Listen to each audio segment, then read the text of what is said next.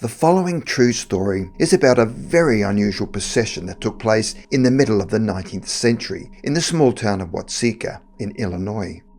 It involved two teenagers called Lurancy Vennum and Mary Roff. One was deceased and the other was alive. The case was very famous at the time, and many books were written about this amazing incident, which became known as the Watseka Wonder. Lurancy Vennum was born in April 1864 in Milford, a small town near Watseka in Illinois.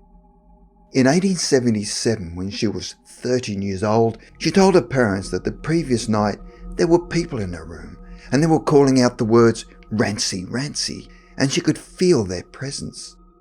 A few days later, Lurancy started having seizures and said that she could see people who were dead, whom she'd once known. She was examined by a number of doctors, where they found that there was nothing physically wrong with her, but they said her symptoms could only be caused by insanity.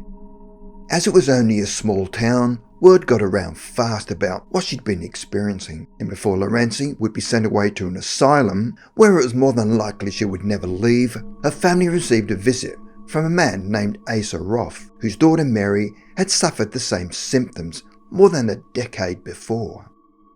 Roff claimed that he'd had a daughter called Mary, whose life had been traumatic, where she would regularly suffer from epilepsy and enter into trances, which had started when she was very young, and no doctor could ever find a reason for them. As she grew older, her unusual behaviour manifested into what appeared to be the gift of clairvoyance, where she was able to speak to spirits. Unfortunately for Mary, her family and doctors weren't convinced that her unusual abilities were natural, and so Mary was sent to an asylum, where she lived in horrific conditions until she passed in July 1865, aged only 18 years of age.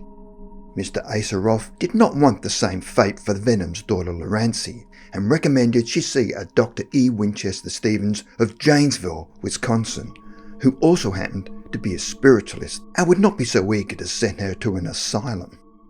On January 3rd, 1878, Dr. Stevens visited the Vennum household and found Lurancy in an extremely disturbed state. Dr. Stevens decided to hypnotise the young girl when he was able to calm her down. Lurancy claimed to have been possessed by two spirits by the name of Katerina Hogan, who had passed at 63, and a Willie Canning, who had passed at the age of 20. Lurancy was afraid of the two spirits and thought they were evil. Still under hypnosis, Lurancy claimed that she was able to look around the room and see other spirits. She exclaimed that she would rather be possessed by a kinder spirit. In amongst the spirits was a young woman who said her name was Mary Roff, and Mary was able to enter the body of Lurancy. As it was Mr. Roff who had recommended Lurancy see Dr. Stevens, he and Mrs. Roff were also present when this event took place, and exclaimed that Mary Roff was their daughter who had passed away in an asylum 12 years previously in July 1865. They said to the doctor, "Let her come through, we wish to communicate with her." All of a sudden, Lurancy Vennum's personality appeared to have changed to that of Mary Roff, and as she looked around, she no longer recognised her real parents, but instead was able to recognise Mary Roff's parents. She now wanted to go home with Mr. and Mrs. Roff, who she was now calling Ma and Pa. Lurancy's parents agreed to let the young girl go home with the Roff family. Mary Roff said that she only wished to possess their daughter for 14 weeks, which would allow her to heal in the spirit world, and Mary in the meantime would heal Lurancy's sick body. In the following 14 weeks, she behaved exactly like their deceased daughter, Mary Roff. She was able to recognise and name friends, other family members, and on one occasion she saw her sister Minerva, but greeted her as Nervy. Nobody had called Minerva Nervy since Mary had died 12 years previously, so how could she have known her special nickname of Nervy? She also recognised clothes and belongings that Mary had owned and worn. She remembered events from the past and accurately described things that had happened when Lurancy would have only been a baby. On another occasion, she met a Roff family friend who had been widowed, but since Mary Roff's death had remarried. When Mary met her and not realising she had remarried, addressed her by her previous surname of Mary Lord. But Mary Lord was now known as Mary Waggoner, of which Mary was unaware. How could she have known her previous name was Mary Lord? On another occasion, two neighbours visited the household and Mary immediately recognised them and addressed them as Auntie Parker and Nellie and asked them, "Do you remember when me and my sister Nervy would often come to your house and sing?" One day the Roffs decided to test Mary further by placing a hat on a stand. It was a hat that Mary regularly wore when she was alive. When they knew Mary entered the room, she recognised it immediately, saying, "Oh, there's the headdress I wore when my hair was much shorter."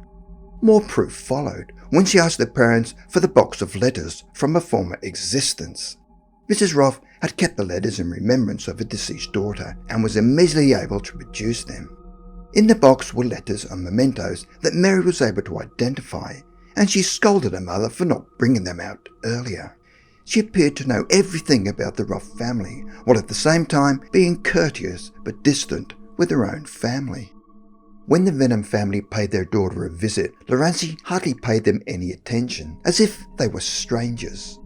On the 21st of May 1878, just as she said she would, Mary returned the personality of Lurancy Vennum to her family. There were emotional goodbyes where Mary gave an assurance to her family that she would remain close to them from the other side. However, the return of Lurancy did not happen immediately, as there appeared to be some difficulty for her in gaining control of her body. But when Lurancy was finally returned to her body for good, she told her parents that her experience in the spirit world simply felt as if she'd been asleep for a very long time. When Lurancy addressed the Roff family, she now addressed them not as Ma and Pa, but very formally as Mr. and Mrs. Roff, and now wished to go home to the Vennum household. On arriving home, she was no longer distant with her family and hugged them lovingly.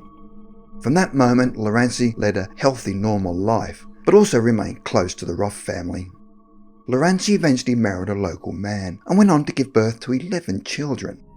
In 1879, Dr. E. Winchester Stevens wrote a book about the possession called the Watseka Wonder and went on to tour the United States, giving lectures about the incident.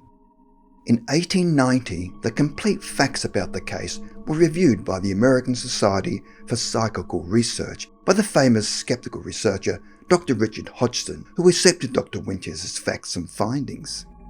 In 1890, Harvard-American psychologist and philosopher William James, who was known as the father of American psychology, commented about the Watseka incident in his book The Principles of Psychology, where he said the incident was perhaps as extreme a case of the possession of the modern sort as one can find.